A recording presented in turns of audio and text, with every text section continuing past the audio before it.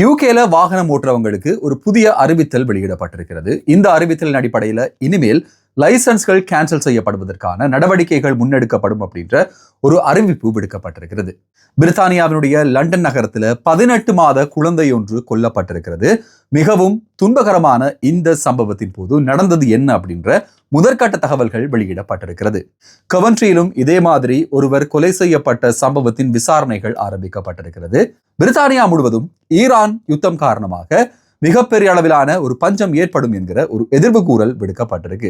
இதன் காரணமாக ஏற்பட போகின்ற தட்டுப்பாடுகள் குறித்து விவசாயிகள் இப்போது அறிவித்தல்களை வழங்கி இருக்கிறாங்க. இது சம்பந்தமான விடயங்களை இந்த வீடியோல பார்க்க போகிறோம். பிரித்தானிய அரசாங்கத்தால அண்மையில வெளியிடப்பட்டிருந்த பாஸ்போர்ட்கள் தொடர்பிலான தகவல்கள் இப்போது இன்னும் ஒரு யூடர்னாக வெளிவந்திருக்கிறது. இதன் மூலம் பிரித்தானிய அரசாங்கம் கொண்டு வந்திருந்த சட்டத்தை மீள திருத்துவதற்கான நடவடிக்கைகள் மேற்கொள்ளப்பட்டிருப்பதாக சொல்லப்படுகிறது. நண்பர்களுக்கு வணக்கம். இன்னும் ஒரு வீடியோல உங்களை சந்திக்கிறதுல சந்தோஷம். தொடர்ச்சியாக வீடியோக்கள் பாக்குறீங்க, அதற்கு மிக்க நன்றி. முதல் தடவையா பாக்குறீங்க அப்படின்னா மறக்காம சப்ஸ்கிரைப் பண்ணுங்க, இந்த வீடியோக்கு லைக் பண்ணுங்க, உங்க நண்பர்களோடையும் இந்த சேனல் மற்றும் வீடியோவை பகிர்ந்து கொள்ளுங்க. இன்னும் வீடியோக்கள் செய்யறதுக்கு அது மிகப்பெரிய ஒரு உந்துதலாக இருக்கும் அப்படின்ற ஞாபகப்படுத்தலோடு வாங்க வீடியோக்குள்ள போலாம்.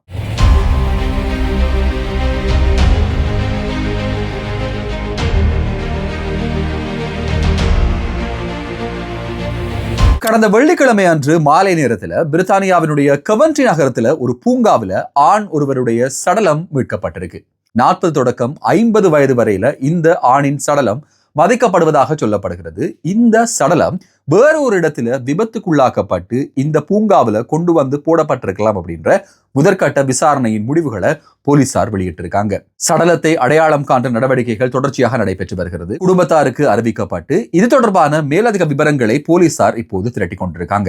குறிப்பிட்ட பூங்காவை சுற்றி இருக்கக்கூடிய சிசிடிவிகள் ஆராயப்படுகிறது. அந்த இடத்துல இருந்தவங்களுடைய சாட்சிகள் இப்போது கேட்கப்பட்டிருக்கிறது. பிரித்தானியாவினுடைய மிக பிரபலமான ஒரு பூங்காவில் தான் இந்த சடலம் மீட்கப்பட்டதாக சொல்லப்படுகிறது. ஏற்கனவே இவர் இன்னும் ஒரு இடத்துல கொலை செய்யப்பட்டு கொண்டு வந்து போடப்பட்டிருக்கலாமா அல்லது ஏதாவது ஒரு வீதி விபத்தை மறைக்கிறதுக்காக யாராவது இவருடைய சடலத்தை இங்கே கொண்டு வந்து போட்டிருக்காங்களா அப்படின்ற விசாரணைகள் இப்போது முன்னெடுக்கப்பட்டு வருகிறது. சென்ட்ரல் லண்டன்ல இருக்கிற ஹோஸ்பெரி ரோட்ல நேற்றைய நாள் மிகவும் துக்ககரமான ஒரு சம்பவம் பதிவு செய்யப்பட்டிருந்தது.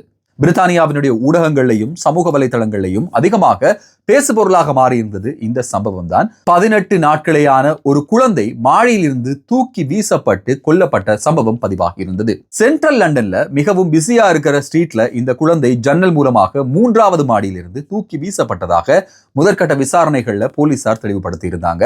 இந்த சம்பவத்தை வச்சு பார்க்கும்போது இந்த குழந்தை வீசப்பட்ட உடனேயே சம்பவ இடத்திற்கு போலீசாரும் மருத்துவர்களும் வந்த போதும் இந்த குழந்தையை ஹாஸ்பிட்டலுக்கு கொண்டு போனதுக்கு பிறகும் இறந்ததாக அறிவிக்கப்பட்டிருந்தது. 18 நாட்களே ஆன ஒரு பெண் குழந்தை தான் இந்த சம்பவத்தில் உயிரிழந்திருந்தது. இது வீட்டில் நடந்த ஒரு சண்டை காரணமாக நடந்திருக்கலாம் அப்படின்ற அறிவித்தல்கள் முதல் கட்டமாக வெளியிடப்பட்டிருந்தது. வீட்டில் இருக்கக்கூடிய 43 வயதான ஒரு பெண் கைது செய்யப்பட்டிருக்கிறார். இந்த சம்பவத்தின் போது 18 நாட்களேயான அந்த பச்சிளம் குழந்தை ஜன்னல்ல இருந்து வீசப்பட்டு தலையில காயங்கள் ஏற்பட்ட காரணத்தினால உயிரிழந்ததாக அறிவிக்கப்பட்டிருந்தது.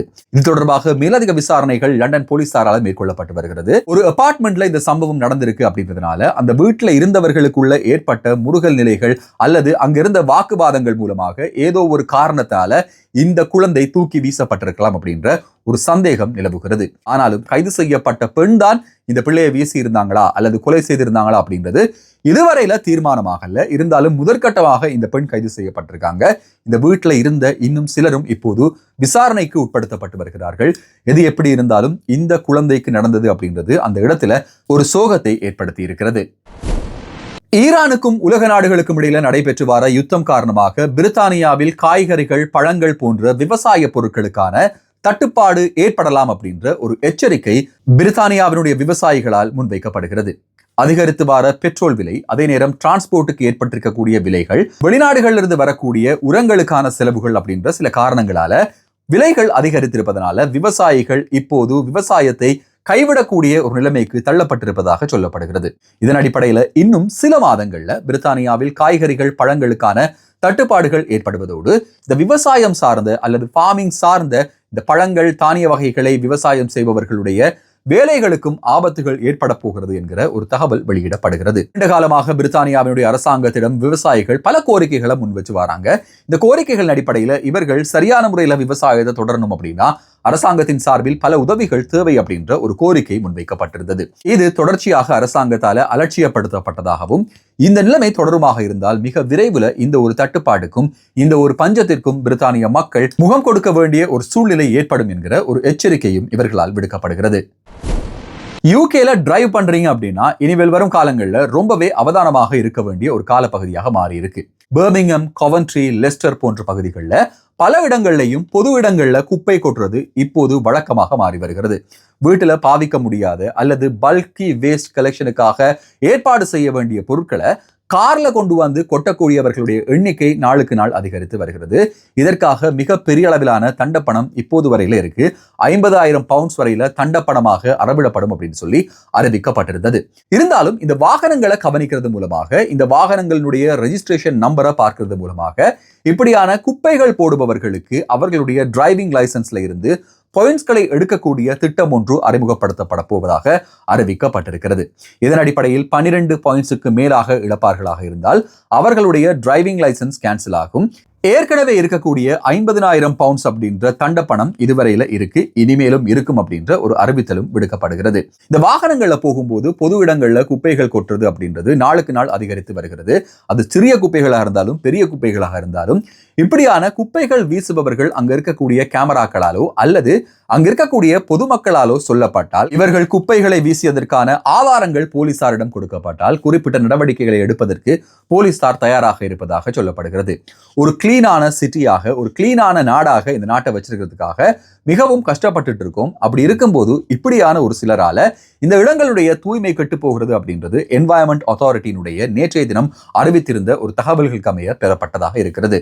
இனி வரும் காலங்களில் யூகேல வாகனம் ஓடுறீங்க இல்ல டாக்ஸி ஓடுறீங்க அப்படின்னா கூட டாக்ஸில வரக்கூடிய பேசஞ்சர்ஸ் இப்படியான பொருட்களை பொது இடங்கள்ல வீசுறாங்களாக இருந்தாலும் டிரைவர்ஸினுடைய பாயிண்ட்ஸ் எடுக்கப்படும் என்றுதான் இதுல குறிப்பிட்டு சொல்ல வேண்டிய ஒரு விஷயம்.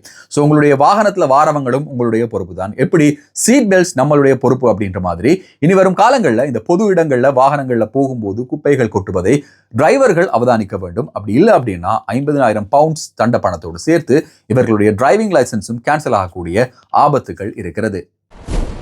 பிரித்தானிய குடியுரிமை மற்றும் இன்னும் ஒரு நாட்டினுடைய குடியுரிமை வைத்துக் கொண்டிருக்கக்கூடிய டுவல் சிட்டிசன்ஸ் இனிமேல் பிரித்தானியாவுக்குள் திரும்பி வரும்போது யூகேனுடைய பாஸ்போர்ட்டை தான் பயன்படுத்த வேண்டும் அப்படின்ற ஒரு அறிவித்தலை யூகே அரசாங்கம் கடந்த மாதம் வெளியிட்டிருந்தது.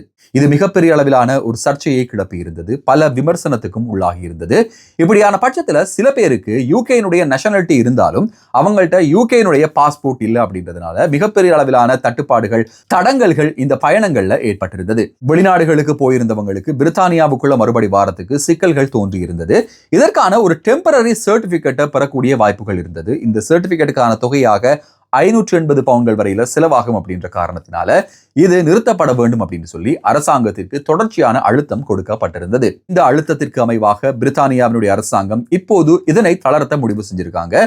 குறிப்பிட்ட சில நாடுகளுக்காக, குறிப்பாக யூரோப்பியன் யூனியன்ல இருக்கக்கூடிய நாடுகள் டுவல் சிட்டிசன்ஸாக பிரித்தானியாவில் இருப்பாங்களா இருந்தா அவங்களுக்கு அவர்களுடைய அந்த நாட்டினுடைய பாஸ்போர்ட்டை காட்டி யூகேக்குள்ள வரலாம் அப்படின்ற ஒரு அறிவித்தல் விடுக்கப்பட்டிருக்கு.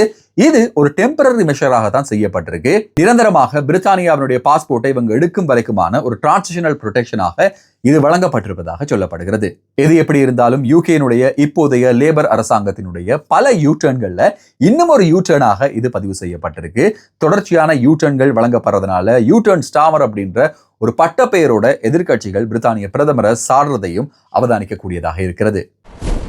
இந்த வீடியோவை முழுசா பார்த்துருப்பீங்க அப்படின்னு நம்புறேன். தொடர்ச்சியாக பார்த்துருந்தீங்கன்னா மறக்காம சப்ஸ்கிரைப் பண்ணுங்க, இந்த வீடியோக்கு லைக் பண்ணுங்க, உங்க நண்பர்களோடையும் இந்த சேனல் மற்றும் வீடியோவை பகிர்ந்து கொள்ளுங்க.